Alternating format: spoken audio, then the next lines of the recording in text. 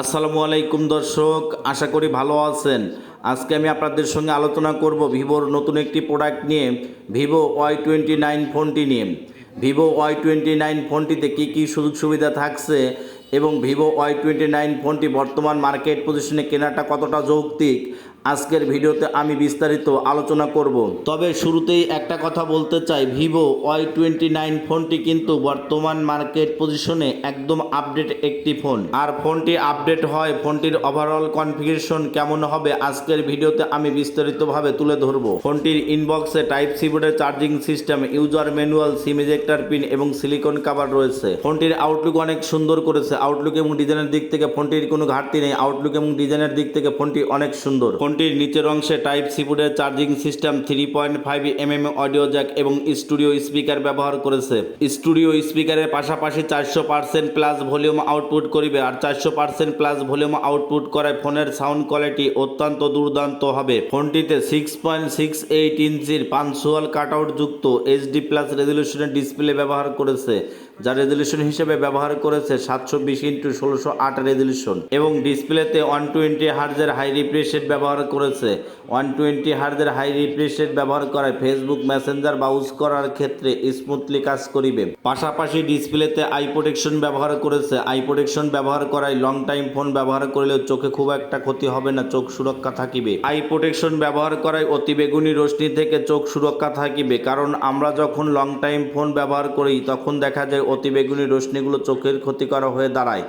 R I protection ব্যবহার করে অতিবেগুনি রশ্মি থেকে চোখ সুরক্ষা থাকিবে। তবে আমার কাছে যেটা মনে হয়েছে, এই প্রাইস সেগমেন্টে এইচডি প্লাস রেজলিউশনের ডিসপ্লেটা মেনে নেওয়া একটু কষ্টকর, কারণ এইচডি প্লাস রেজলিউশনটা না দিয়ে যদি ফুল এইচডি প্লাস রেজলিউশনটা ব্যবহার করিত তাহলে ডিসপ্লের কালার কন্টেন্টসটা আরও ভালো এবং উন্নত হতো। ফোনটির ক্যামেরার কথা যদি চিন্তা করেন, ফোনটিতে 50 মেগাপিক্সেলের ডুয়েল ক্যামেরা সেটআপ ব্যবহার করেছে, যার মেইন ক্যামেরা হিসেবে 50 মেগাপিক্সেল ক্যামেরা ব্যবহার করেছে এবং ডিএসএলআর মোড হিসেবে 2 মেগাপিক্সেল ক্যামেরা ব্যবহার করেছে। মেইন ক্যামেরা 50 মেগাপিক্সেলের অ্যাপারচার ভ্যালু হিসেবে 1.8 ব্যবহার করেছে।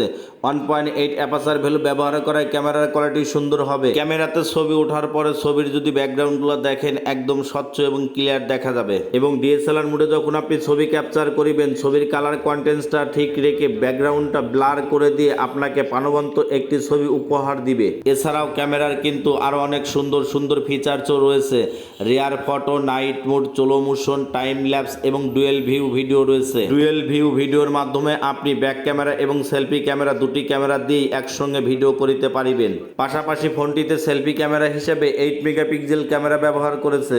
ব্যাক ক্যামেরার পাশাপাশি সেলফি ক্যামেরাতে ছবি ওঠার পরেও যদি ছবির ব্যাকগ্রাউন্ডগুলো দেখেন একদম স্বচ্ছ এবং ক্লিয়ার দেখা যাবে। ফোনটির ক্যামেরার দিক থেকে কোনো ঘাটতি নেই। ফোনটির ব্যাক ক্যামেরা এবং সেলফি ক্যামেরা দুটি ক্যামেরাই সুন্দর। ফোনটি আপডেট করে অ্যান্ড্রয়েড ভার্সন 15 করেছে এবং অপারেটিং সিস্টেম হিসেবে ফান্টাস ওএস 15 করেছে। ফোনটির চিপসেটের কথা যদি চিন্তা করেন, ফোনটিতে কলকম স্ন্যাপড্রাগন 685 চিপসেট ব্যবহার করেছে। কলকম স্ন্যাপড্রাগন 685 চিপসেটটি বর্তমান মার্কেট পজিশনে আপডেট একটি চিপসেট এবং কলকম স্ন্যাপড্রাগন 685 চিপসেটটি 6 নানোমিটার আর্কিটেকচারে করেছে। চিপসেটটি 6 নানোমিটার আর্কিটেকচারে করায় গেমিং পারফরমেন্সের ক্ষেত্রে সুযোগ সুবিধাটা অনেক ভালো পাওয়া যাবে।